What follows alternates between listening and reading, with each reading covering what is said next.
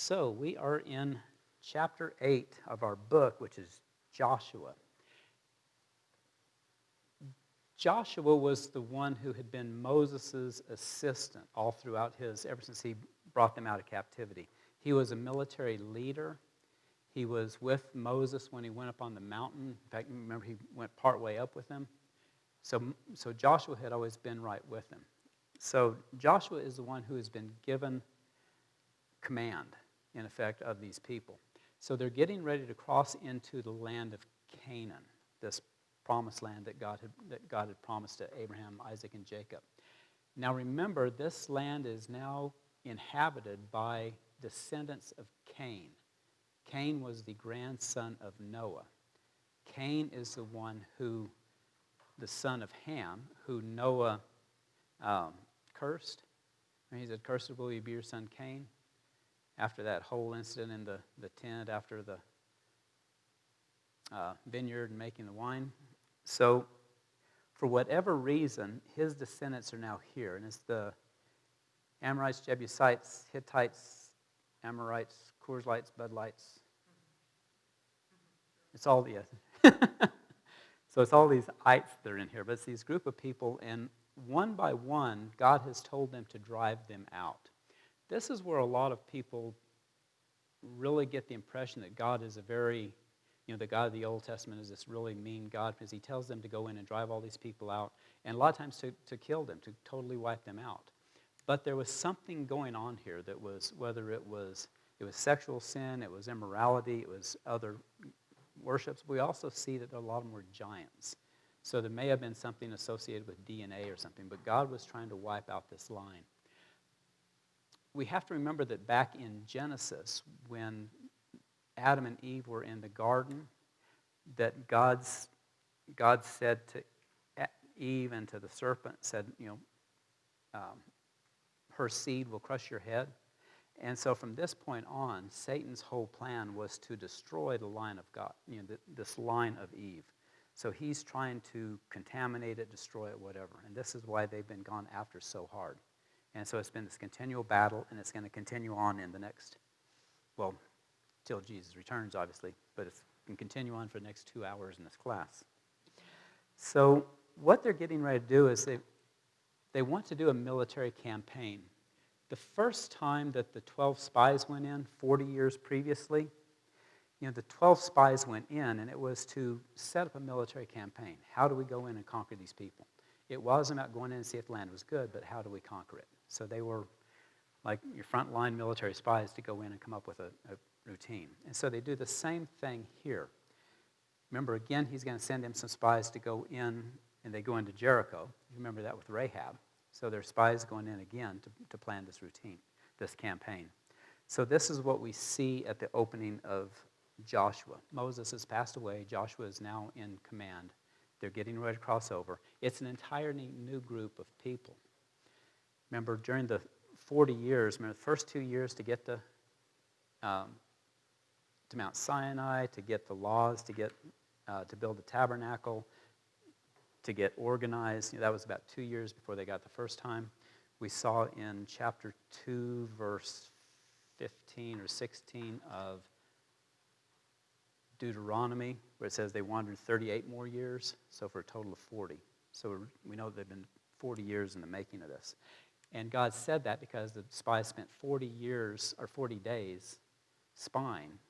And God said, for each day that they were in the promised land spying, you will spend one year wandering. So we are now ready to cross over the Jordan River. So Joshua is a book about conquest. It's the people of God and the obstacles they faced. Obstacles being going into this new land, driving out the inhabitants, and then dividing the land up for them. When we look at what we've been through, Genesis was the birth of Israel and the promise given to let them have the land of Canaan. Exodus was God delivers his people from oppression in a foreign land and starts them on their way to the promised land. Numbers is the records of the journey of Israel through the wilderness up to the gates of Canaan. Remember, it starts with a census at the beginning, a census at the end. But Numbers is really about their journey. There's 38 years in the wilderness. Deuteronomy That describes the final preparation for entering the land. Remember, Deuteronomy was like the last 3 sermons of Moses. It was like his last 3 times he spoke to the children of Israel. And what he had done then is, Deuteronomy is almost like set up like a boilerplate for legal contract. It was a contract between God and his people. Everything that God would do for them and everything they were to do for God. And so it was a legal contract. And everything in God's world is a legal contract. You know, it's all in order. God is a God of order, not chaos. Okay, so on chart 28, and this will be on page 139,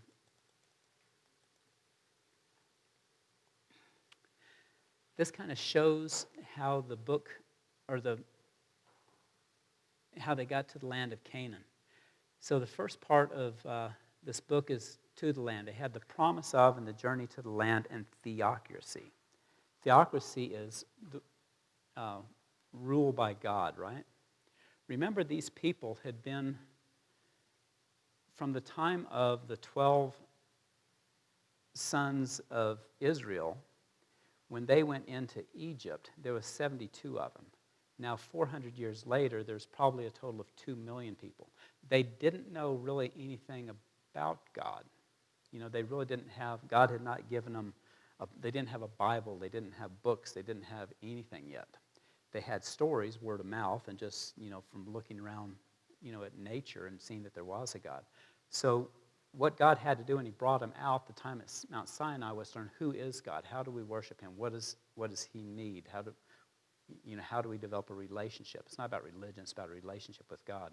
So their time in the wilderness was, God took this people out and says, okay, here's what I want you to do. Here's what you do on Friday night between 6:30 and 8:30. Or not. So then the second part in getting to Canaan was entry into the land. So living in the land and theocracy. God had promised this land to the 12 sons of Israel. Now each son is roughly 40,000, 50,000 men plus women and children. So now he's going to give this land to the 12 sons, and they will divide it up. Then the last part is taken from the land to captivity, and then the theocracy dissolved. God gave them the land and gave them, remember in Deuteronomy, it was like this legal contract of what they are to do and what they will have in return. But in the legal contract, it's like renting an apartment. If you don't pay rent, or you end up with 3 goats and a pig in your living room, you know, then you can get evicted. And so what this is they broke the contract, so they end up getting evicted from the land. So this is kind of like the whole history of getting there on this chart 28. On map H, which is on page 139,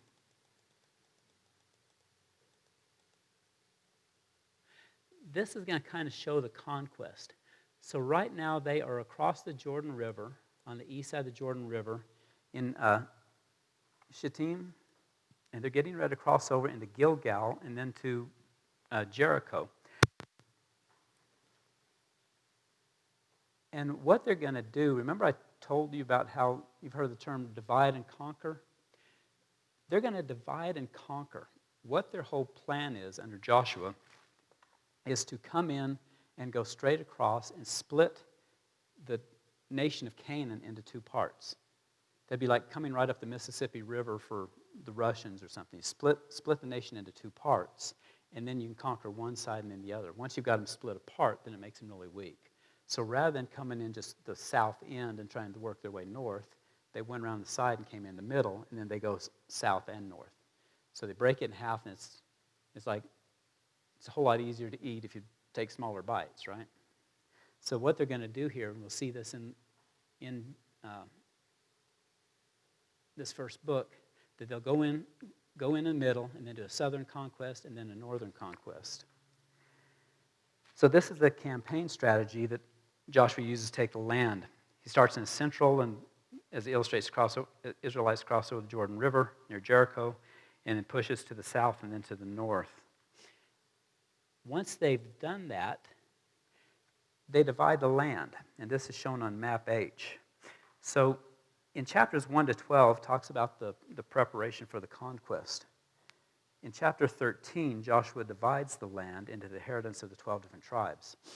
Now, if you remember when they first got there, remember Reuben, Gad, and half of Manasseh wanted land on the east side of the Jordan River? So they have been given the tribe of Reuben, the tribe of Gad, and half of the tribe of Manasseh end up on the east side of this Jordan River out here. The reason for that is they had a lot of grazing animals. They had cattle and sheep, and they wanted this land because it was such a green, fertile land. And it's still, and when we look at this, you can see here, this is all just farmland. It's kind of like the Rio Grande River Valley and Mesilla Valley.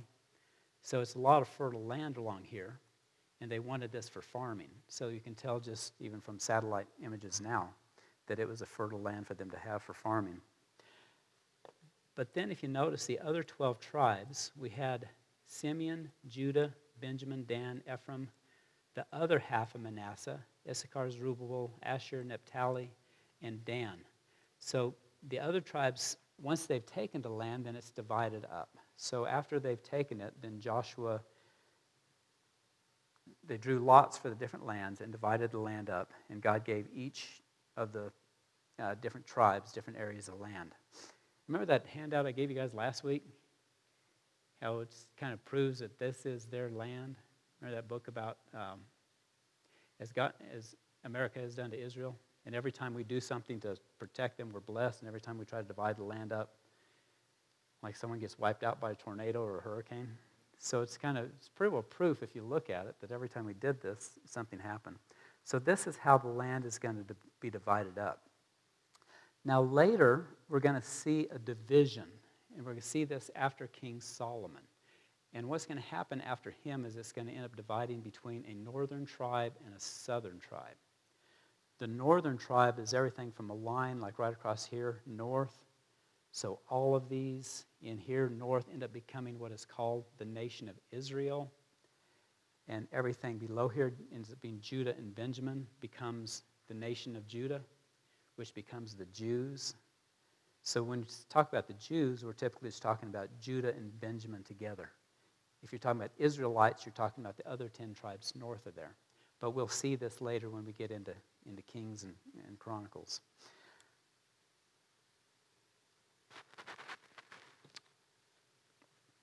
Now,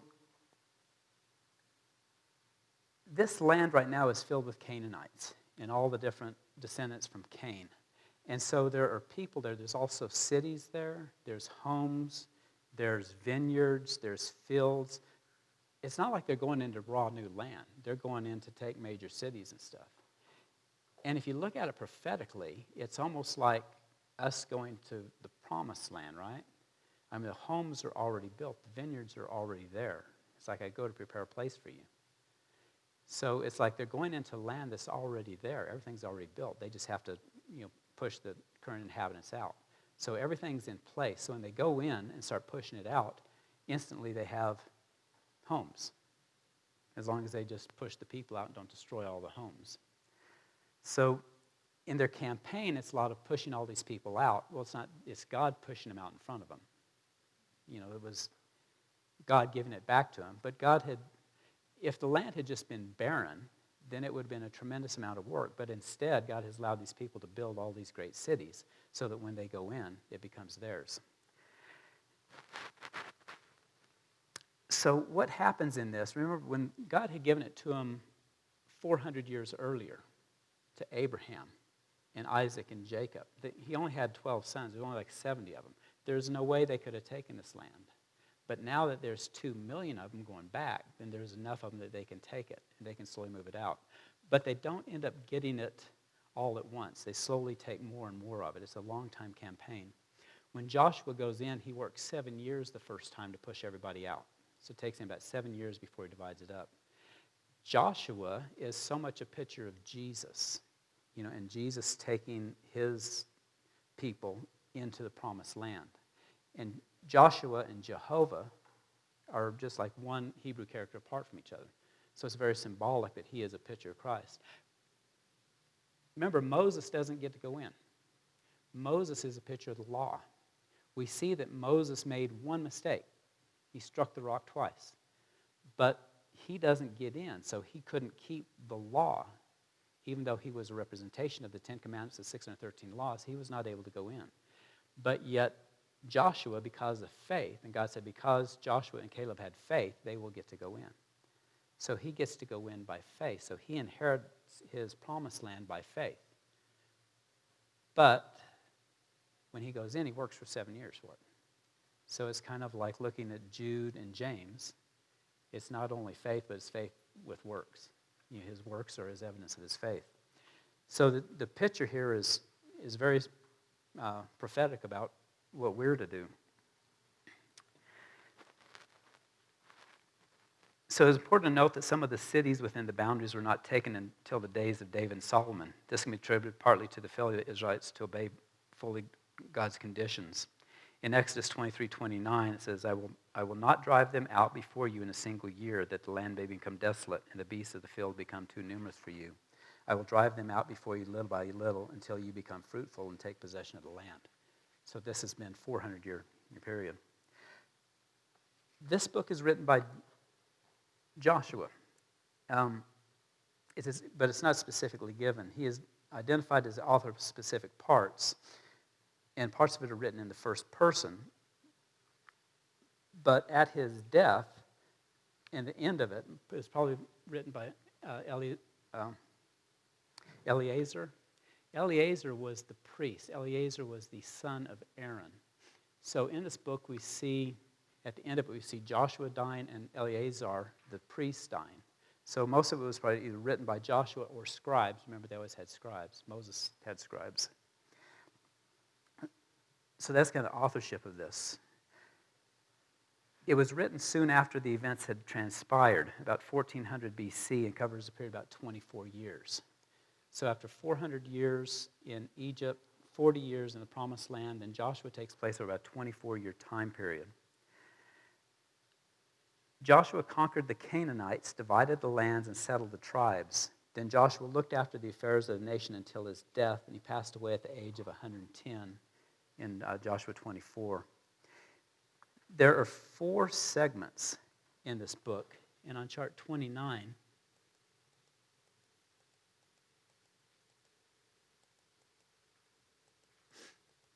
be neat if these came up in order, but they never do. So from 1 to 6, we see a preparation for the war. This is getting ready to go in and do the conquer and divide. Then from 8 to 12 is the conquest. And this is where they go in. This is the 7-year time of going in and fighting. Now remember that Gad, Reuben, and half the tribe of Manasseh took land on the east side of the river, right? But their stipulation for doing that, Moses made the deal with them that they could have that land, but their fighting men had to go in with the other 9.5 tribes and help them take the land. So we see they went over with them. Then the inheritance in 13 to 21 is when the land was divided into the different tribes, and each tribe got a section of it. And then the consecration is in 22 to 24, for a continued blessing. Now remember, this was a whole new group of people. They hadn't seen any of the miracles, but they're getting ready to see the miracles as they go in and take the land. But inevitably, they always end up turning away from God. And we'll see this again as we get into Judges. Okay, so in the prominent subjects, if we look at Joshua and who Joshua was, it's kind of interesting to study him. Remember, he had been in Egypt. He had been a slave in Egypt, so he had seen everything that happened there. So he was born as a slave in Egypt about 40 years before the Exodus. So he was around 40 when they came out. He was the son of Nun, the tribe of Ephraim. Notice he's a tribe of Ephraim. Remember, everybody else is typically either a Levite or a tribe of Judah, right? Well, he is a tribe of Ephraim. His original name was Hosea, meaning salvation. Moses renamed him Joshua, meaning the Lord is salvation. He was an active participant in the Exodus. He was Moses' military commander when Israel defeated the Amalekites in Rephidim about 2 months later. He was a close aide to Moses. He was permitted to accompany him partway up on Mount Sinai when he received the Ten Commandments. During the absence, Aaron permitted the people to run wild in Exodus. Joshua was one of the 12 men sent by Moses to explore the land. Only Joshua and Caleb gave encouraging reports. Before Moses' death, the leadership of Israel was formally transferred to Joshua. The people were encamped at Shittim when he assumed the command. The crossing of the Jordan River involved a miracle. Remember when the people came, when Moses took the Israelites out of Egypt, one of the first things he took them through was the Red Sea? And it's almost like that is a picture of baptism. What I've thought in thinking about this, is they've come out of Egypt. 3 or 4 days later, they get to the Red Sea. God divides the Red Sea, they cross through it. The Egyptian army gets into the Red Sea and it closes in on them and kills them all. And I've thought a lot about that. Remember Jesus always taught, repent, be baptized? Repent is to turn away, to leave the things of the world. Baptism is to be immersed in water as a symbol of a death and rebirth, like Jesus said. And I wonder if this is the same thing. They've left Egypt. So they've turned away from the world, if Egypt is a picture of the world. When they go through the Red Sea, it's almost like a baptism, right? But when you think about it, or when I thought about it, it was like the things of the world were coming after him. Pharaoh and his armies were chasing him, wanting to bring him back. It's like the world is trying to pull us back. But yet that baptism, I always wonder if in the spirit realm, if somehow that helps to block the things of the world getting us back. So maybe when we're baptized, it does a whole lot more than just, being dunked in the water here in front of a congregation. Maybe in the spiritual realm, it does something more. Like here, it has blocked the Pharaoh's army from pulling him back to the world. Well, that generation has now all passed away, except for the young people, and it's going to happen again. They're going to have to cross the Jordan River. It's like this new group of people is going to be baptized symbolically as they go into the promised land. The miracle happened here. And we see that Joshua commanded the Levites that carried the Ark of the Covenant to pick the Ark of the Covenant up and start walking out into the river. We're also know that it is at flood stage. So the snow is melting off of Mount Hermon. And in case you aren't familiar, Mount Hermon, which is right here, Mount Hermon is a very high mountain. It is the snow-covered, snow-packed mountains that feeds the Jordan River. It feeds it through Caesarea Philippi, right down here. So all the water from here flows in and flows out of the mountain at Caesarea Philippi, and that's what starts the Jordan River.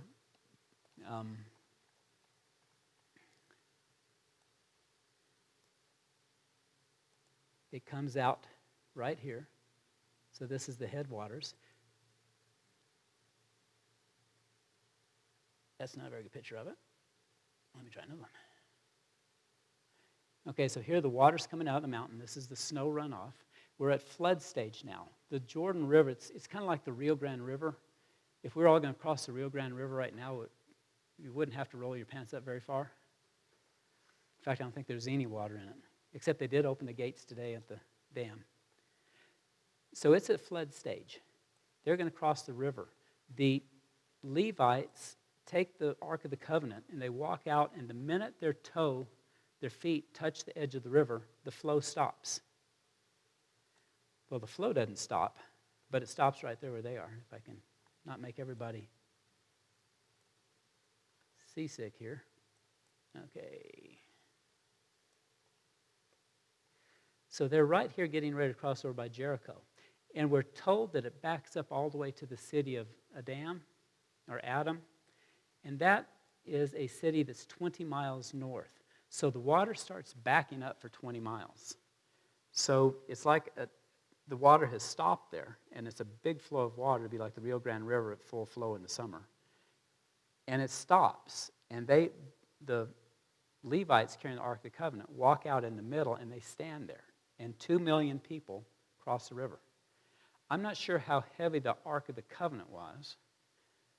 or how strong the Levites were carrying it. But I can just imagine them saying, oh, come on, guys, hurry up, this is heavy. But after they all cross over, until the Levites step out of the river, it starts flowing again. Then water is released. However, they have to wait a little bit longer for Moses to have one man from each of the tribes take a stone out of the river and carry it up on the bank, and take a stone from the bank and take it into the river. And so he sets up this pile of 12 stones as a remembrance. He says, do this pile of stones so that when your children see it and ask, you can tell them the story of how the water stopped and you're able to cross over. So this is the first miracle. Gilgal is what it says they first camped. Gilgal means circle of stones. So this place that they set the stones up was symbolic for them to remember the crossing. So this is the first miracle that happens as they cross over. Once they're across the Jordan River, the Israelites camped at Gilgal where they observed the Passover. So if they're observing the Passover, they have crossed over on the first month of the year, on the 15th day, or the 14th day would be Passover, the night of the 14th day. Then that starts the Feast of Unleavened Bread and the Feast of First Fruits. So they cross over right before this. Remember, on the 10th day of the month was when Jesus rode into the temple. The 10th day of the month was also when they were told to take a lamb and inspect it. So they're crossing over at the same time. So they cross over at Gilgal, the circle of stones. They set up the stone, and then they observe the Passover feast. So the next day they began eating the produce of the promised land, and the manna stopped. Remember, for 40 years they had been eating manna.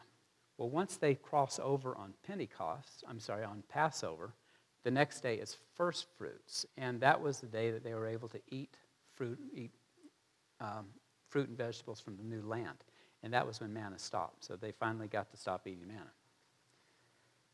So 40 years, I could eat like Sonic hamburgers for a long time, but I don't think 40 years would work. So the manna stopped. Then next they go in and they take Jericho. So in this conquest, the first thing they do is they take Jericho. And Jericho is where we had the story of Rehoboam. Rehoboam was the prostitute who hid the two spies, and then they said, she said, if you'll let us help us get out, we will make sure that you and your family are saved. Now, we see Rahab later in the lineage of Jesus. And it says Simon and Rahab. And so they were the parents of, not Ruth, but Boaz. So they are in the lineage of Christ. And I often wonder if one of these spies wasn't Simeon. If one of the two spies wasn't the one that she ended up marrying. But we see this as they go in Jericho. So it's kind of, and that's also a sign of rapture. It's like when Jesus returns, remember she had to leave a scarlet ribbon hanging out her window, and that would be a symbol of the blood on the doorpost. So it's kind of like, Jesus' blood covering us, and we accept him as our Savior. And so it's another symbol of Jesus' coming. And he saved her and her family. So we see this in here. We see this story about Jericho. So Joshua led the Israelites on their campaign to take the land of God commanded them to live in. So 6 nations and 31 kingdoms fell to them between Joshua 11 and 12. Now, after the promised land came under the effective control of Israel, Joshua divided the land among tribes according to God's instruction, with Timnath-Serah and Mount Ephraim given to Joshua as his own. Joshua died at the age of 110, 25 years after entering the promised land, and he was buried at Timnath-Serah. So the story ends with them taking the land. Joshua ends up ruling until his death 27 years later. Several of the things they did, in fact, here is Joshua's tomb. At Timnath-Serah. Let's see if that's a picture of it. So this is the tomb of Joshua. So it's still there today. I'm sure you can buy a t-shirt and a coffee cup.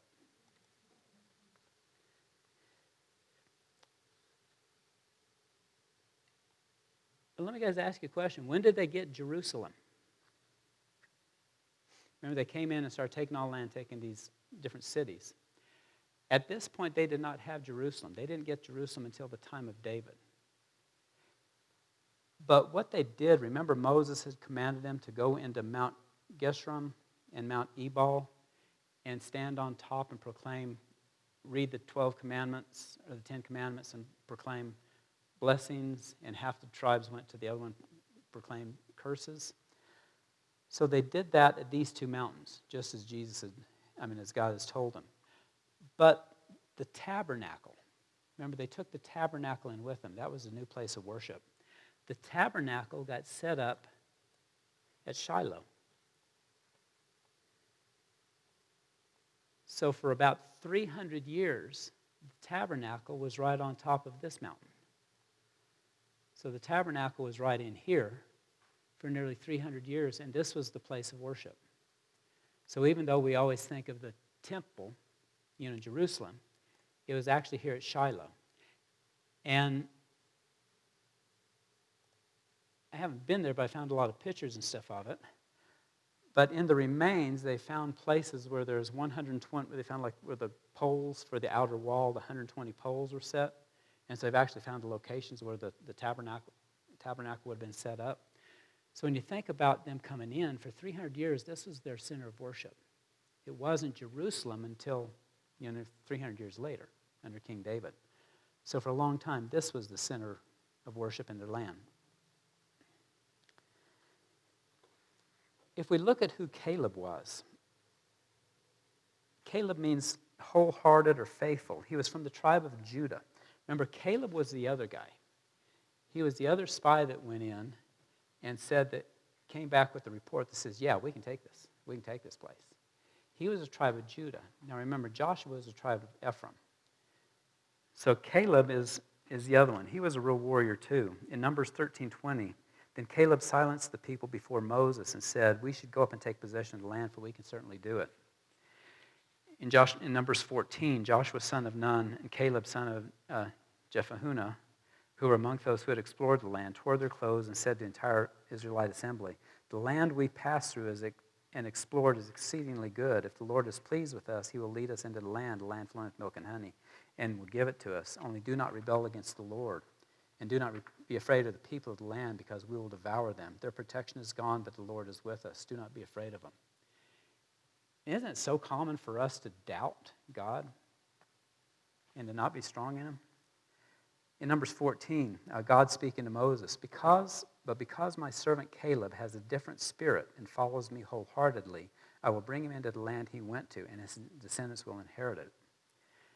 In 30 and 32, not one of you will enter the land I swore with uplifted hands to make your home, except Caleb son of Jephunneh and Joshua son of Nun.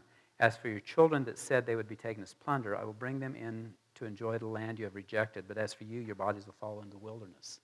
So this is what happened at the beginning of Numbers, when they first got to the southern border of the Promised Land. In Joshua 16, it says, now the people of Judah approached Joshua at Gilgal, and Caleb, son of Joshua the Kenite, said to him, you know what the Lord said to Moses, the man of God, at Kadesh Barah about you and me. I was 40 years old when Moses, the servant of the Lord, sent me to explore the land, and I brought him back a report according to my convictions. But my fellow Israelites went up with me and made their hearts of the people melt in fear. I, however, followed the Lord and God wholeheartedly. So on the day that Moses swore to me, the land on which your feet have walked will be your inheritance, and that of your children forever, because you have followed the Lord your God wholeheartedly. Now then, just as the Lord promised, he has kept me alive for 45 years since that time. He said this to Moses while the Israelites moved about the wilderness. So here I am today, 85 years old. I am still as strong today as the day that Moses sent me out. I'm just as vigorous to go out to battle now as I was then. Now give me the hill country that the Lord promised me in that day. You yourself have heard that the Anakites were there, and their cities were large and fortified. But the Lord helping me, I will drive them out just as he said. Then Joshua blessed Caleb, son of Jephunneh, and gave him Hebron as inheritance. So Hebron has belonged to Caleb, son of Jephunneh, and the Kenite ever since, because he followed the Lord and the God of Israel wholeheartedly. Now that should be a real inspiration for us, right? The land he got, remember, he was a tribe of Judah. And he was given this land as an inheritance of Hebron. So Hebron, Jerusalem is right up here. Hebron is south of there. This is the land of Hebron. This is the land that was given to Caleb. Now remember, he says the Amalekites are there. What was the characteristic of Amalekites? They were giants. 6 fingers, 6 toes, 2 rows of teeth. So he's given this land and goes in and takes it. This is also where the cave of the patriarchs, this is where they're all buried, is in that land. So he's given that. So that is kind of who Joshua was. So Caleb and Joshua were the two old guys that got to go in and into the promised land. Looking back at the major tasks, the first one was preparation. In chapter 1 through 5, the first 5 chapters cover the charge to Joshua, spying on Jericho, crossing the Jordan, setting up stones, and circumcision and Passover. Some kind of interesting things in here. In chapter 5, verse 5, verse 13. Joshua had taken command. The people knew Moses. They knew everything that God had done to Moses. Moses would have been almost like a god to him, right? That was probably why God buried him where they couldn't find the body, because they would have worshipped him. Joshua is now taking the lead. And so some things happen in here that really show the people that, yeah, this guy is definitely God's chosen leader. And this is one of the start of them. In 5:13 it says, "And it came to pass when Joshua was by Jericho." This is before they attacked Jericho, so they had just crossed over the river. "He lifted up his eyes and looked, and behold, a man stood opposite him, and a sword drawn in his hand. Joshua went to him and asked him, 'Are you for us or our adversaries?' So he said, 'No, but as the commander of the army of the Lord I have now come.' And Joshua fell on his face to the earth and worshipped, and said to him, 'What does my Lord say to his servant?' Then the commander of the Lord's army said to Joshua, 'Take your sandals off your feet, for the place you stand is holy.' And Joshua did so." This was a pre-incarnate appearance of Jesus, the commander of the army. The way we always know whether it was Jesus or an angel is when an angel appeared and someone fell down before him to worship, the angel always says, "No, get up." Say, I'm your fellow servant. But here he doesn't. So this was Jesus. And Jesus said, "Take off your sandals because where you're standing is holy ground." Where else did we see that? The burning bush, yeah. So Jesus appears to him. So that was right before, talk about having inspiration to go ahead and attack Jericho. It's like, yeah, let's go. So we saw that in this preparation. It's one of the few pre-incarnate times that we saw Jesus, the commander of the Lord's army. Then the conquest in chapters 6 through 12. This covers the conquest of the Canaanites, the descendants of Canaan, Noah's grandson. They include the Hittites, Amorites, Perizzites, Jebusites, and others. Joshua carefully planned out each of the military campaigns. By entering the land in a central campaign, Joshua effectively drove a wedge between the northern and southern tribes. So this is that divide and conquer. So in 6 through 12, we see this conquering of the land. Now notice the Jebusites. This is one of the sons or descendants of Canaan. The Jebusites were the ones that had Jerusalem. These are the ones who David fought and took it from the Jebusites. So these were descendants of Canaan, great-grandsons of Ham, that they fought for the city of Jerusalem. Now in chapters 8, 30 through 34, remember they had been commanded to go into these 2 mountains and proclaim blessings and curses? We see that in 8:30. Now Joshua built an altar to the Lord of Israel in Mount Ebal, as Moses, the servant of the Lord, had commanded, and the children of Israel, as is written in the book of the law of Moses. So this is where they did that. And in 8:34, it says,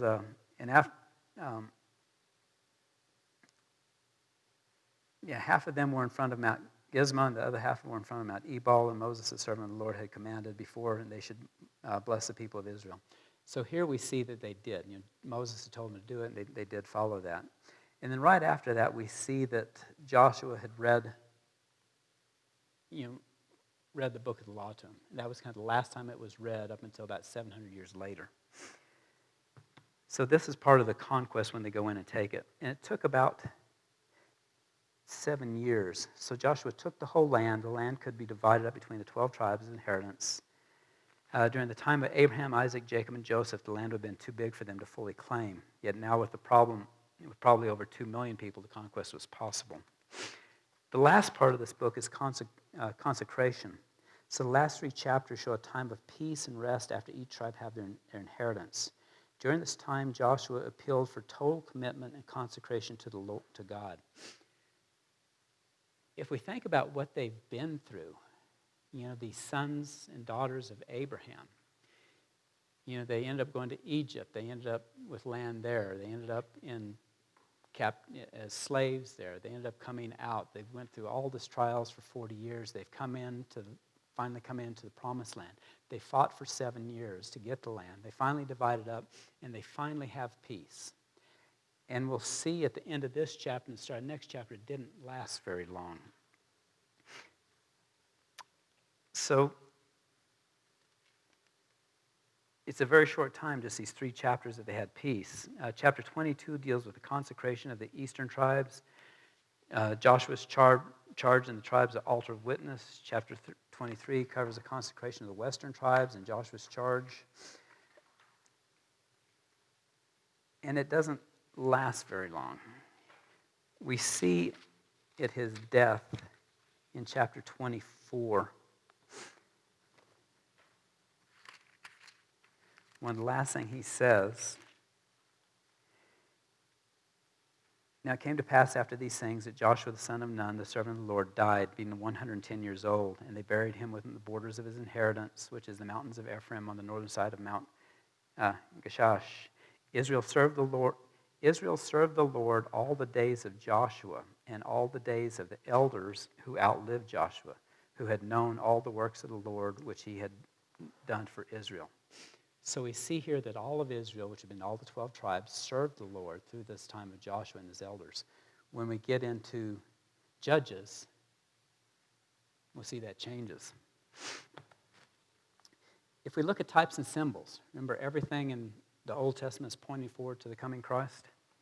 So if we look back over the last 5 books, we see many similarities between what Israelites went through and the experiences that the soul goes through. Egypt with its slavery, bondage, poverty, and death is a picture of the soul before regeneration. The exodus from Egypt is a picture of deliverance of the soul, bringing salvation. In Israel's backsliding in the book of Numbers, unbelief, disobedience, discontent, and weakness is a picture of soul regenerated yet out of fellowship with God. But here Joshua shows a time of peace, joy, power, and victory, typifying a saved soul wholly surrendered to God. So in the book of Joshua, we see Joshua as a type of Christ. The crossing of the Jordan as a symbol of Christ dying with Christ, of Christians dying with Christ, and the conquest of a Christian's victory over the enemies of his soul. Then having an abundant life, living in rest and intimacy with a relationship to Christ. So this is a very good picture of exactly what we go through, or Christians go through. On chart 32,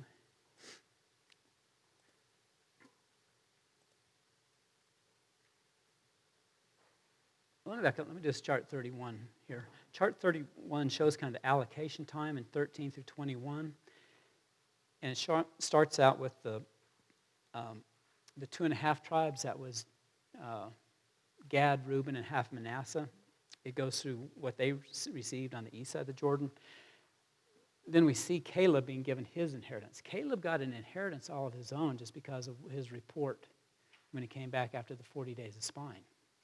So just for his faithfulness and his faith that God would do it, he ends up with like a whole area of land all of his own. Caleb and Joshua were the only 2 individuals who got a specific inheritance just for them and their family. Even though he was tribe of Judah, Judah got a big land, but he got his own separate area in the land. Then 15 to 19 is the other 9.5 tribes.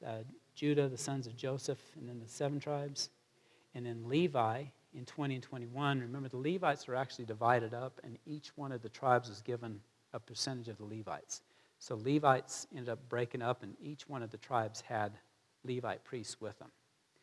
And they were given towns and lands within it. And then the conclusion. This next chart, 32, is just kind of an overview of it. we see the conquest of the land, then the division of the land, and the close of Joshua's life. So it's 24 chapters in here. And it's preparation, conquest, inheritance, and consecration. And what's sad in this is right after what I just read you here, that Israel served the Lord all the days of Joshua and all the days of the elders who outlived Joshua, who had known all the works of the Lord which he had done for Israel. Then in the next chapter, we see that a whole new group is in that hadn't seen that, and they completely get away from God. So somehow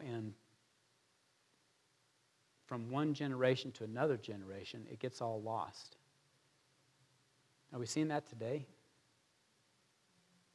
I mean, I've sure seen it in my life from what things were a generation or two ago. I'm sure you guys have too. But any questions on Joshua? Let's take a break and do the next one. Okay, I just read you that verse at the end of Joshua. And it's about how the Israelites served the Lord all the days of Joshua. Then when we go to Judges, chapter 2, verse 7, it says, "So the people served the Lord all the days of Joshua and all the days of the elders who outlived Joshua, who had seen all the great works of the Lord which he had done for Israel. Now Joshua, son of Nun, the servant of the Lord, died when he was 110 years old, and they buried him within the borders of his inheritance. When all that generation had been gathered together, been gathered to their fathers, another generation arose who did not know the Lord, nor the works of the Lord, or the works he had done for Israel."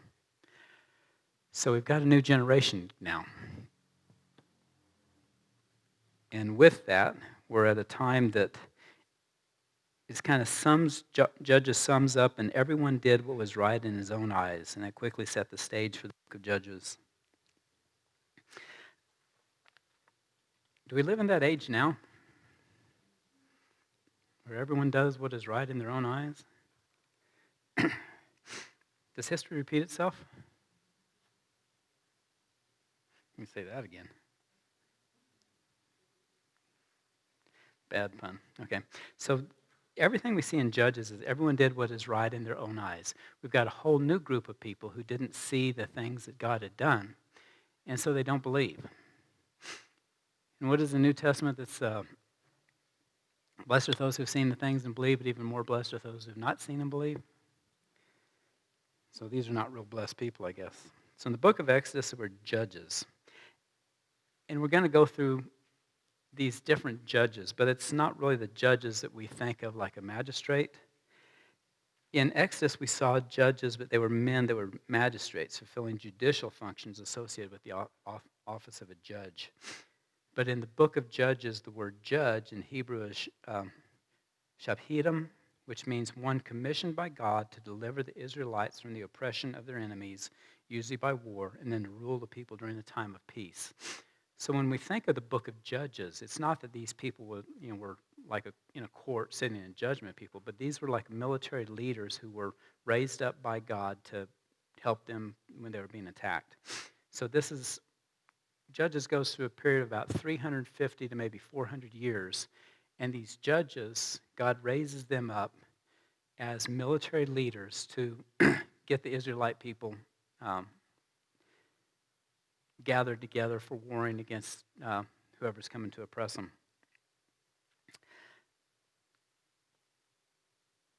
So to better understand the definition of a judge, if you look at Judges 2:16 through 19, it says, "Then the Lord raised up judges who saved them out of the hands of these raiders. Yet they would not listen to the judges, but prostituted themselves with other gods and worshiped them. Unlike their fathers, they quickly turned from the way in which their fathers had walked, in the way of obedience to the Lord's commandments. Whenever the Lord raised up a judge for them, he was with the judge and saved them out of the hands of the enemies as long as the judge lived. For the Lord had compassion on them as they groaned under those who oppressed and afflicted them. But when the judge died, the people returned to ways even more corrupt than those of their fathers. following other gods and serving and worshiping them. They refused to give up their evil practices and stubborn ways. So in Judges, we have this kind of repeating scenario over and over again. A judge will come in, save them, they will worship God for a while, then they go into disobedience, then they're getting attacked again, and they cry out for God, and it's just a cycle that just repeats and repeats. In chart 33 on page 153, and I kind of showed you this guys earlier, we see this period of judges is between 1400 BC and 1000 BC. And so it's about a 400-year period that there were these lists of judges. On chart 34, this kind of lists them and gives actual dates during the periods of the judges. And we see it starts out with Othniel, Elud, Deborah, Gideon, Tola, Jar, Japheth, Elon, Abdon, and Samson.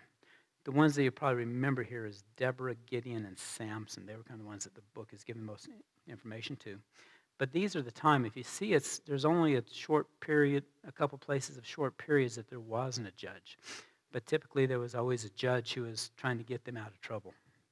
In other words, they were always getting themselves into trouble. In map, on page 155, we have a map J. And it kind of shows who's coming against them. Remember, they have gone into their land, into the promised land, under Joshua. They have driven out most of their enemies, most of the descendants of Canaan, but yet there's still some there. One of the big sins that the Israelites did is when God told them to drive a people out, a lot of times they wouldn't drive them completely out, or they'd drive part of them out, or they'd make a contract with them or a deal with them, and it just always ended up being bad news for them. But we look at these. We have Edomites and Moabites. You guys remember who they are? Edom and Moab. These are descendants of who? Yeah, the Edomites were Esau. Moab and Ammonites, what about them?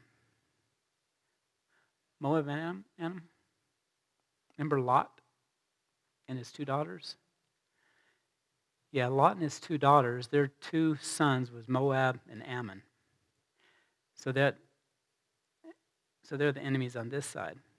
Over here, this is the sense of Cain, we have Philistines, Hittites. See where the Jebusites are? See their region? See, it's right around Jerusalem. They have Jebusites, Hivites, Perizzites, Canaanites, Amorites. So all of these people are living within the same land. And the Israelites have come in and taken the land and set up cities and reestablished themselves, but they stopped worshiping God. And in a lot of cases, they go in and start worshiping the gods of these other nations.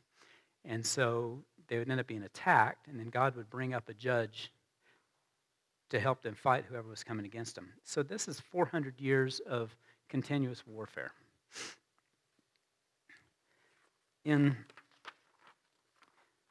So Judges we don't have exactly who was the author of it, but it was written around 1000 BC and was probably written by Samuel. Samson died around 1051 BC, ending the time of the Judges. Judges would have been written during the time of the kings, since the phrase, "in those days there were no kings," appears 4 times. Also notice that there are a total of 12 judges during the time, starting with Onitha and ending with Samson. On chart 35, page 156,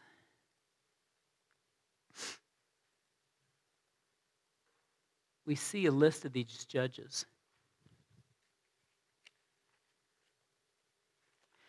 And if you look on the left side there's the 12 judges are listed, and then the tribe they came from. And if you notice, it was always kind of a different tribe. So it wasn't always tribe of Judah or tribe of Dan. It was always kind of a different tribe. So it was really kind of spread out where the different one came from. Notice the first one was from Judah. You would think that most of these would be from Judah, but there was only one from Judah. But it lists those. And then how they're identified. And so there's identification where they came from, and then who the enemy was. And if you notice, the first one is the Mesopotamians, then the Moabites, then the Philistines, the Canaanites, Midianites, Amorites, and then the Philistines again, and then the years of oppression, and then years of peace. So this gives kind of an idea of who they were coming up against. It was typically 6 different tribes, the Mesopotamians, Moabites, Philistines, Canaanites, and Midianites, and Ammonites, and the Philistines again, so they had to fight the Philistines twice. So in this time of this book, these are the different tribes that they were coming against, or who were coming against them. So if we look at the prominent subjects of Judges, the 3 judges we're given the most information about were Deborah, Gideon, and Samson.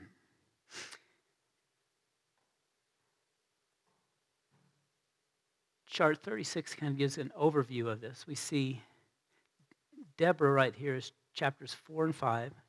Gideon is 6, 7, and 8. And then Samson takes the most of it. He's 13 through 16. We get a lot of information about Samson on this chart on page 160. There are a total of 6 successive foreign oppressions that came against Israel in the time of Judges. On page 159, we have another chart that looks like this. And this is a chart this is kind of a cycle that started in Judges. And we see there's like a time of rest, rebellion, retribution, repentance, and then restoration. And the cycle went over and over again 10 times, right? Or 12 times. Had 12 different judges. But it's kind of, I go through this cycle, I think, weekly or bi-weekly. You know, we have restoration, a time of rest. Then we get rebellious. Then we have retribution because of our rebellion. And then we cry out to God in repentance. And then we're restored. And an hour later, we rebel. Okay, I lied. 15 minutes later, we rebel. So this cycle just repeats over and over again. And it's kind of, if we look through history, it's kind of been a continually cycle. Except now it seems like in the world we're kind of like at just the rebellion. You know, what is it going to take to get to retribution and repentance? I guess retribution is what's going to bring repentance. So this is kind of a cycle that we see over and over again in Judges. So you see the cycle just going continually over and over. So rest is when we're serving God and enjoying blessing. Rebellion is turning away from God and took on the ways of the idolatrous Canaanites. Retribution is God delivers them into the hands of foreign oppressors. Israelite repents and cries out for God's help. And in restoration, God raises up judges to deliver the people. Next week, I'm going to spend some time talking about what they were worshiping. What we always see here is that they're always worshiping foreign gods. What were the foreign gods that they typically worshipped? Primarily Baal, and Ashtaroth. Isn't that what we kind of see all over and over again? And I'm going to spend a little time probably next week and go through that. That basically goes back to Nimrod and Semiramis and the Tower of Babel. And so there's a lot in mythology that shows this and where all this came from. And in every culture, they may have different names, whether it's Greek or Sumerian or Egyptian or whatever. But it always goes back to the same story and the same storyline that started at Nimrod and Semiramis and their illegitimate child Tammuz. And this whole story goes back there. And it's mythology, but yet there's scriptures that back it up. And I'll kind of go through those. If you understand what they're always up against, it kind of makes sense. Do we still do that today? Yeah. You'll be surprised next week, or maybe not. So they're always being enticed by these other idols and these other gods. And that's what always brings them into trouble. So the cycle that we have here illustrates two truths. First, the desperate sickness of the human heart, showing ingratitude, stubbornness, rebellion, and second, God's long-suffering patience, love, and mercy. In this book, love appears 178 times, and God appears 62 times in the book of Judges. So they're always going after these other gods. Let me look in chapter 10:6. Then the children of Israel again did evil in the sight of the Lord and served the Baals and the Ashtaroths, the god of Syria, the god of Sidon, the god of Moab, the god of the people of Ammon, and the gods of the Philistines. And they forsook the Lord and did not serve him. So this cycle just repeats over and over again. They're always going after other gods. So the anger of the Lord was hot against Israel, and he sold them into the hands of the Philistines and the hands of the people of Ammon. From that year, they harassed and oppressed the children of Israel for 18 years. So it's a cycle that repeats over and over again. One of the interesting ones we come up with is Samson. Remember the story of Samson? What was Samson? He was dedicated as a what? As a Nazarite. Where did Nazarite come from? Not Nazareth. I've been a Nazarene. In Numbers 6:1-20,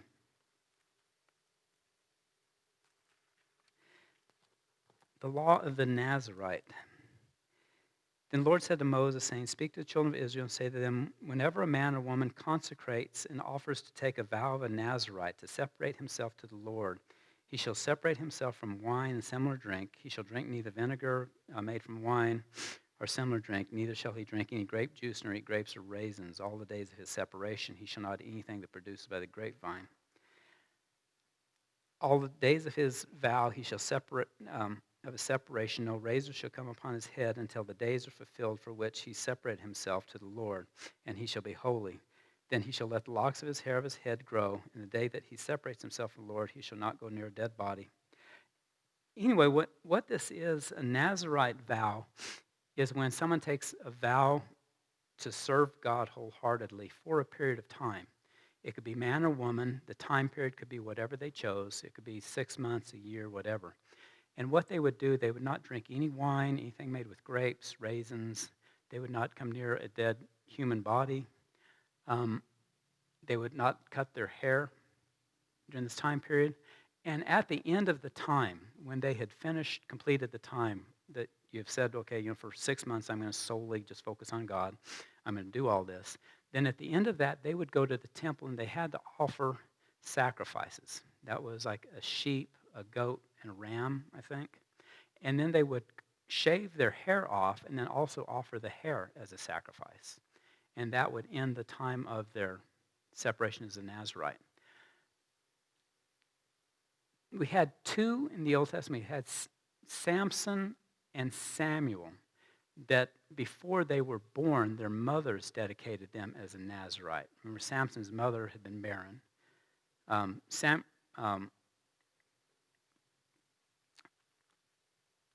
So Samson and Samuel, both their mothers had been barren. They had dedicated their children to God, and so that their mother had taken a Nazarite vow for them for life. That's why Samuel's hair was so important. Remember that his Philistine wife was trying to find out what his power was and finally set his hair, and they shaved his head, and he lost all his strength. Well, that was because that was not to have been cut off. It was not to have cut his hair. Can you think of anyone else who took a Nazarite vow? Paul.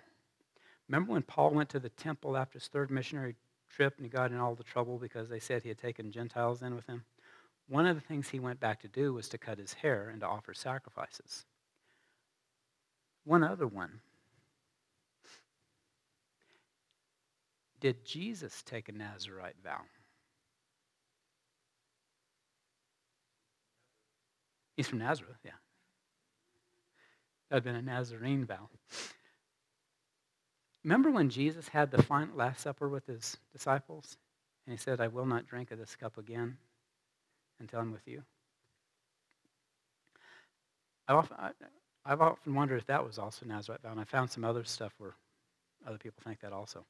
But it's kind of interesting that this was a vow, and this is what Samson was living under, was this Nazirite vow, that he was totally dedicated to God, would keep himself from all of this, and his hair was his strength. Now remember that he was tricked into telling what his strength came from. One of the blessings he got because of this Nazirite vow was his physical strength. And in 13, let me go back over here. In Judges 13, 3 through 5,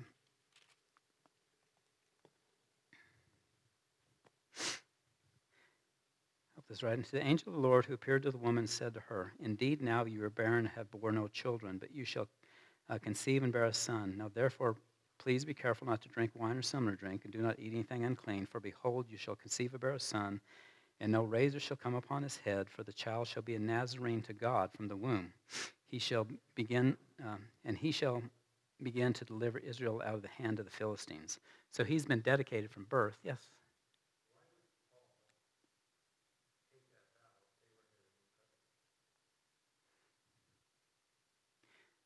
I don't know.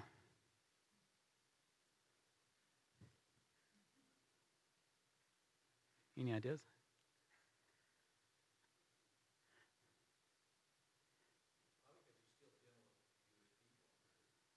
Yeah. Yeah.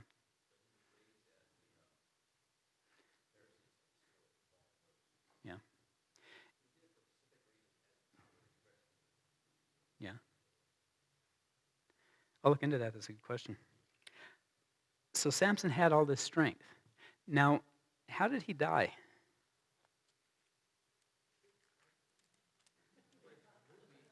Not the movie, yeah.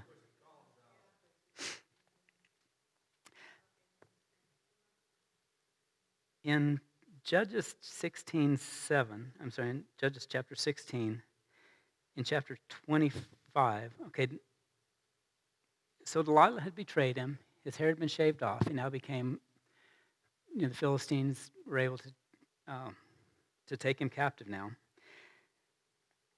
It says, "Now the Lord of the Philistines gathered together to offer a great sacrifice to Dagon, their god, and to rejoice. They said, 'Our God has delivered into our hands Samson, our enemy.' When the people saw him, they praised our gods and said, 'Our God, little g, has delivered into our hands our enemy, the destroyer of our land, and the one who multiplied our dead.'" Dagon. Dagon is the fish god.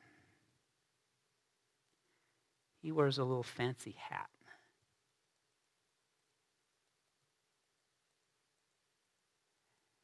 Like that. So Dagon is the fish god of the Philistines. Their temple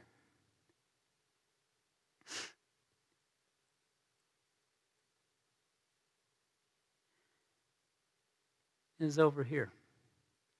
This Tel Kasai. Tel just means like a dig or an archaeological dig. So their temple was right here. And I've got some pictures of the inside of it. The way their temple was built is their temple had like a big roof over it, had this statue of Dagon in it, or this idol of Dagon. And the way they're built is that the roof is supported in the middle by two columns. So it's like a big clear span building with two columns in the center. And we see here, so it happened that when their hearts were merry, that they said, "Call for Samson that he may perform for us." So they called for Samson from the prison, and he performed for them, and they stationed him between the two pillars. Then Samson said to the lad who held him by the hand, "Let me feel the pillars which support the temple so that I can lean on them." Now the temple was full of men and women, and the Lord of the Philistines were there, about 3,000 men and women on the roof watching Samson perform. So this building is full of people. It's like a huge auditorium. In engineering, I guess Samuel at least got through his sophomore year of mechanical engineering, is there's, in a column, there's a phenomenon called a critical buckling load. If you're pushing down on the top of a column, it's incredibly strong up until some point, and then it kicks out. It collapses. So if you've got a column that's loaded and you've got a tremendous amount of force on it, It doesn't take much sideways force to make it buckle. It's called critical buckling load in engineering. So Samson must have studied engineering somewhere. Probably UTEP with me. In this temple, when they did the excavation of, this is the temple to Dagon. See these two columns right here?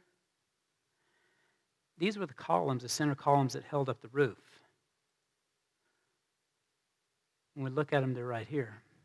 As it turns out, they're that far apart from each other. So if Samson had been between them and pushed, they said they were on the roof too, when it was totally loaded, for him to have pushed on these two columns, from an engineering standpoint, it would have been very conceivable that a man with a given amount of strength doesn't have to be just incredibly superhuman, but with a good, strong man could cause these to go into critical buckling load and collapse.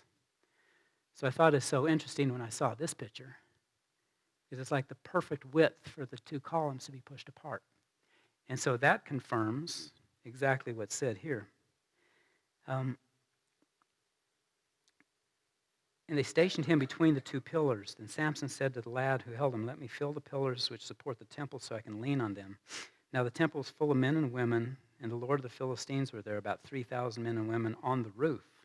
So there's a tremendous amount of load on it, making it easier to get to the critical buckling point.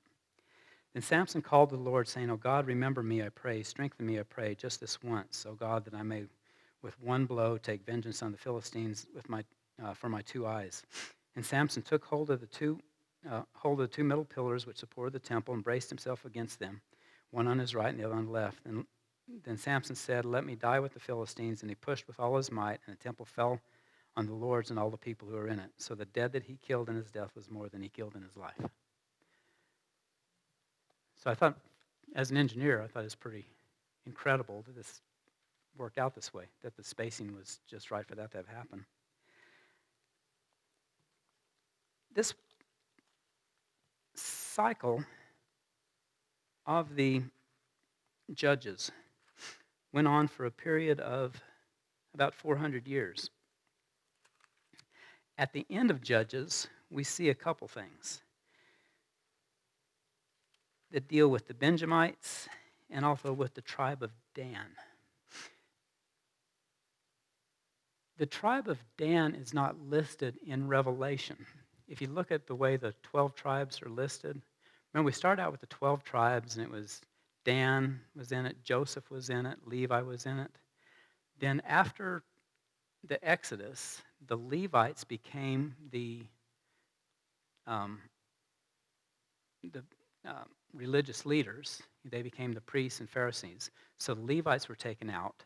Joseph, who had gone to Egypt, instead of his name being in, his name was given to Ephraim and Manasseh, his two sons.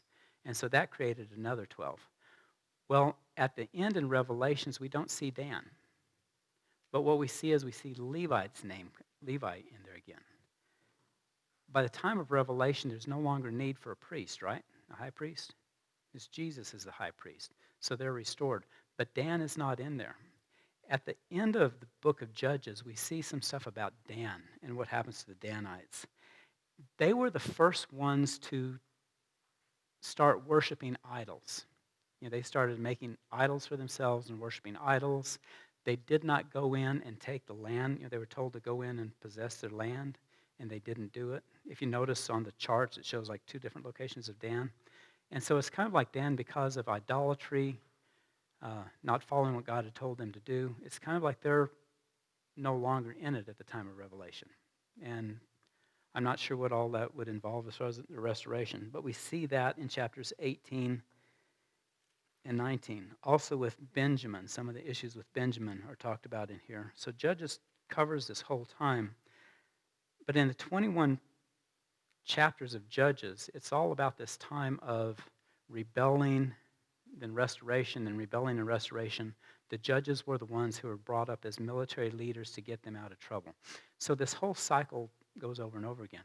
If you think about it, how long after God took them to Mount Sinai and gives them, shows them who he is and gives them, laws and commandments, they didn't stick with it very long. they rebelled pretty quickly. The Israelites were God's chosen people, right? Do you think he chose the right people? They were to be his witnesses and his spokesman on earth, right? But yet they totally rebelled in every way. Do you think God's in heaven going, oh man, I didn't see that coming?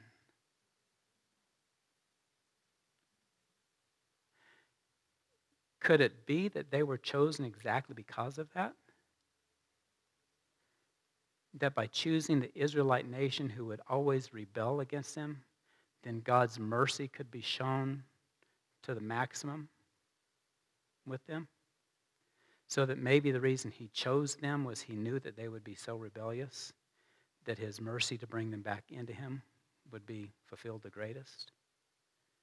That's just my speculation, but I've always wondered about, and having talked to a lot of Jewish people, they're like, yeah, we're God's chosen people, but we wish we would have chosen somebody else. So we see this people just over and over again are rebellious against God. And there's got to be a reason why. That's just kind of...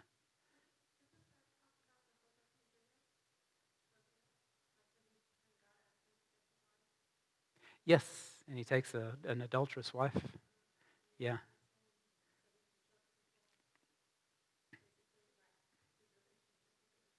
Sure, yeah. And that was probably the most adulterous wife he could have chosen. If God chose them as his wife, did he ever divorce them? He did give them a certificate of divorce, right?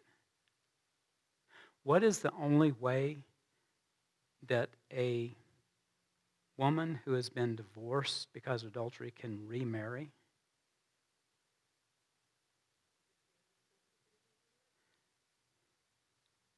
If the husband dies. What happened on the cross?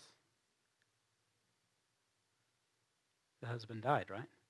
So the only way he can remarry her is to have died. Does that make sense?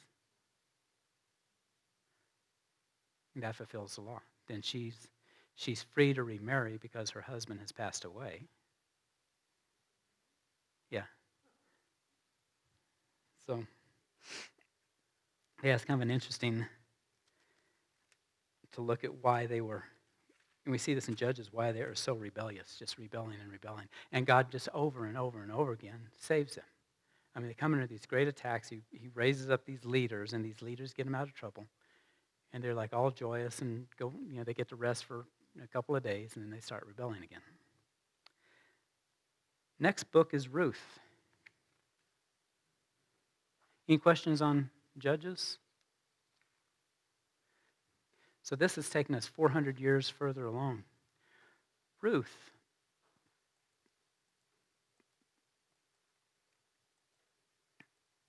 Let me go back and show you this real quick. We'll talk, no, never mind. Talk about it in Samuel. The book of Ruth. This book is just a short 4 chapters. It's stuck right here between Judges and 1 Samuel. And it really doesn't have to do with anything, does it? It doesn't talk about God. It doesn't talk about Jesus. It doesn't talk about salvation. It doesn't talk about repentance. It doesn't talk about anything. Right? So it's really just like a book that doesn't make any sense on the outside. This is probably one of the most prophetic books, picturesque books of the Old Testament, though. So Ruth takes place near the end of the time of Judges, because it says, in those days there was no king, and every man did what was right in his own eyes. It's an amazing story tucked mysteriously in the middle of a time of war and rebellion, yet no weapons are mentioned, showing a time of peace and rest were still happening. On the surface of the book of Ruth, we see the simple love story of a Gentile Moabite woman, Ruth, who falls in love with the Jewish man, Boaz. They have a son, Obed, and Obed becomes the father of Jesse, the father of David. So this book is tucked in here to show the lineage. So in this we see the continual lineage from Boaz, Obed, and then Jesse. Now remember, Ruth, or Boaz, was the son of Rahab and Simeon. So this is like 4 generations later. And it gives us this bridge. The book of Ruth is placed at the end of the book of Judges and before the time of Kings, when the lineage picks back up. So what happens in this book? A woman named Naomi and her husband are in Bethlehem. Because of a famine, they leave, and they go to Moab. They leave and go to Moab for about 10 years. While they're there, her husband dies. Her 2 sons marry Moabite women, not non-Jewish women. Her husband dies, both sons die. Naomi decides to go back. She wants to go back to Jerusalem. She's going back with her 2 daughter-in-laws. One daughter-in-law decides that, hey, I think I want to stay here with my people. The other one, Ruth, says, I want to go back with you. I will go back with you. I want your God to be my God and your people to be my people. She goes back with them. We have the story here of a Jewish woman and a Gentile woman going back to Jerusalem. They get back to Jerusalem, and Ruth very quickly goes to work. She goes to work in the fields, gleaning around the outside edges of the fields, gathering up food for them. The man who owns this field is a man named Boaz. Boaz sees what she's doing and starts watching her and asks his unnamed servant, who is this woman? And this unnamed servant tells her everything that she's doing. Later, Naomi tells her, says, well, Boaz is is a relative. He was, I think, a cousin of my husband. Naomi had sold her land, had leased her land out. In order to get her land back, she had to have a kinsman redeemer, someone who would redeem the land for her. This man, Boaz, was the first one in the line who could do that. And so she tries to convince Naomi convinces her daughter Ruth to pursue him as a husband. What this is a story about is the story about the Jewish people and the Gentile people and how they have to go hand in hand. We have to have the Jewish part and the Gentile part. You can't have one without the other. When they return, Ruth knows all about what she needs to do because of Naomi. Ruth is able to recognize Boaz as a picture of Jesus because of what Naomi has shown her. Naomi doesn't recognize him. But yet, Ruth has to show Naomi who it is because she doesn't recognize him. So it's this picture of the two, of Gentiles and Jews going together, that we don't know who the Messiah is without them. They can't recognize the Messiah without us. This story is absolutely amazing. I've got like a 27-page study I've done on it, if anybody's interested in a copy of it. But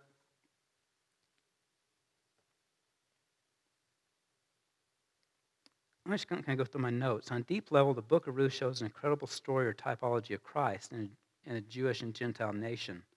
Boaz, as a picture of Jesus, falls in love with Ruth, a Gentile woman who believes in the God of Israel and is representation of believing Jews and Gentiles. Naomi represents the Jewish people. Naomi's husband, Elimelech, represents God, who had dwelt with the Jewish people and whose presence had left the temple. Mahlon and Chilion, Naomi's sons, represent the judges and the kings. Oprah represents the unbelieving Gentiles, and Boaz and Ruth's son, Obed, represent the Holy Spirit, being given from the believers to the unbelieving Jews in the last day. Ruth also is unknown, but was possibly written during the time of David by one of his contemporaries. The book of Ruth gives a genealogy of the line of David's ancestry, a typology of Christ as Boaz, the theology of God and history of a godly family in Bethlehem during the time of the judges. In the main characters, Naomi is a Jewess of Bethlehem, the wife of Elimelech and mother of 2 sons. Ophrah is the wife and widow of Chilion. Ruth is the wife and widow of Mahlon and later marries Boaz. Boaz is a wealthy Bethlehemite, distant relative of Mahlon, who marries Ruth. When we look at these people,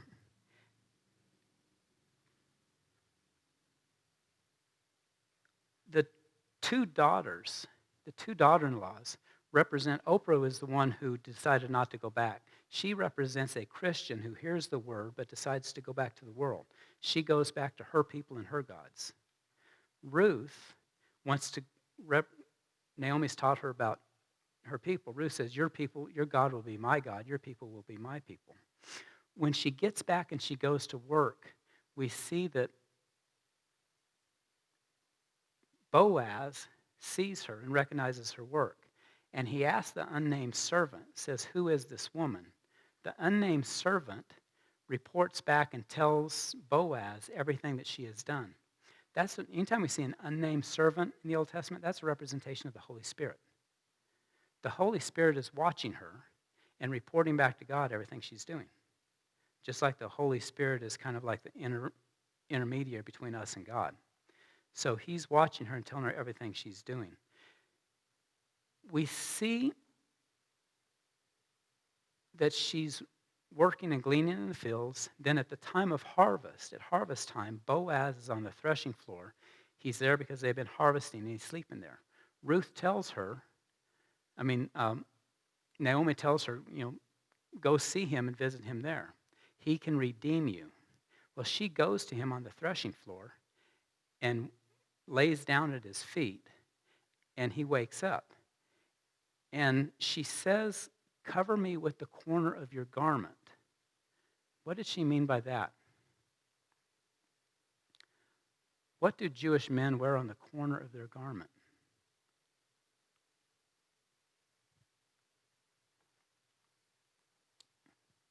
Looks like that. It's called a tzitzit. This is a series of knots that they tie and they wear on the four corners of their garment. That is to remind them of the 613 laws. Legally, Boaz had to redeem Naomi because it was next to kin. So when she says, cover me with the corner of your garment, what she was doing is say, hey, what's that on your corner of your garment? Remember what you're supposed to do. And so in doing that, she had to, she reminded him of what his responsibility was to redeem her. Where else did we see this? It was a woman who had been bleeding for 7 years and touched the hem of Jesus' garment. So that was the tzitzit. This should have one blue cord in it, but I couldn't find a blue cord at Walmart. Of course, they probably didn't buy their cords at Walmart either. So when she does that, she's reminding him that he has to redeem her. He has to take Naomi and her under his cloak, in effect. Now, Ruth or Boaz says, okay, I will do that. But first I must talk to someone else or someone else who is a closer redeemer, kinsman redeemer. And he has first rights to refusal. So the next day he goes to the gates of the city, which is where everyone, kind of where the court was, and he waits for this next kinsman redeemer. And he says, when he sees him, he says, hey, Naomi and Ruth are here. You need to redeem them. If you won't redeem them, then I will. That is a picture of the law. Who has first rights to us? The law. This kinsman redeemer that represents the law would not redeem her for several reasons. And so he had first rights. So since he didn't, then Boaz, as a picture of Jesus, says, well, I will redeem her then. And so in this picture, you see this just incredible story of the Jewish people, the Gentile people, and Gentile believers who believe in the God of the Jews, being redeemed, and how the first redeemer for us is the law, keeping 613 laws and 10 commandments. If that won't work, then our next choice is, our next second best redeemer is Jesus Christ, who redeemed us with his blood, in just believing that. So this story of Ruth is just an incredible story of how it all takes place.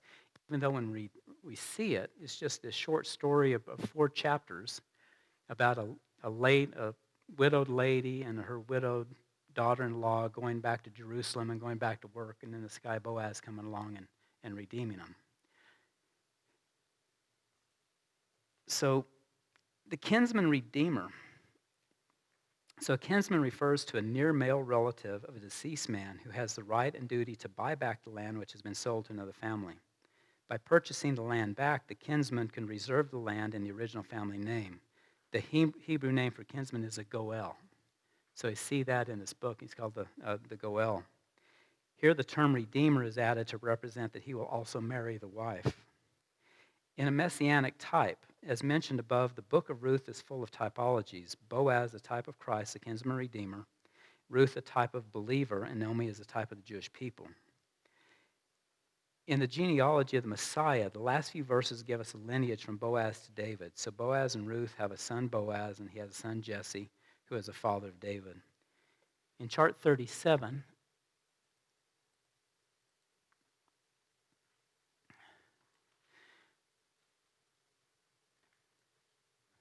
we kind of see an outline of it. So Naomi, she's bereaved of loved ones. Then she's helping Ruth in 2 and 3, and then rejoices over Obed. This is her new grandson. Ruth, as the bride, she chooses, she seeks, and then receives. And then Boaz, the kinsman redeemer, he seeks, loves, and marries. So this story here is a story of the Jewish nation, the Gentile nation, and how we go hand in hand. We wouldn't have the Bible with them. We wouldn't be sitting here tonight studying the Old Testament without them, right? And then Boaz is the kinsman redeemer, who is Jesus redeeming us. And so interesting that there was actually another one who had first rights to her, and that was a representation of the law. But how many of us can be redeemed by him? Only one, right? So when we look at Ruth, it's like this incredible picture of how Gentiles and Jews are so interconnected. I mean, they can't find their way to the Savior without us, even though they have 2/3 of the Bible dedicated to who the Messiah is. They don't recognize him without us. In the same way, Naomi didn't recognize him without Ruth. So had you guys seen that before? It's a just absolutely fascinating picture. But if anybody's interested, I've got copies of this, or I can send them to you. It's a great study. But so that gets us through the first 3 books of history. Joshua coming into the promised land, driving out the inhabitants, dividing up the land. Judges, remember, just shortly after Joshua and those people died, then the people started rebelling again. They went through 400 years of this cycle of going away from God, worshiping other idols, being attacked, crying out to God, being redeemed, and then the cycle repeated 12 times in 400 years, about 40 years per time. Then we see this short book about Ruth, and Ruth is the continuation of the genealogy, because ultimately through the Old Testament we have to follow the genealogy to Christ, but also is this incredible story of what the difference between the interconnection between the Jews and Gentiles. So any questions on what we went through tonight?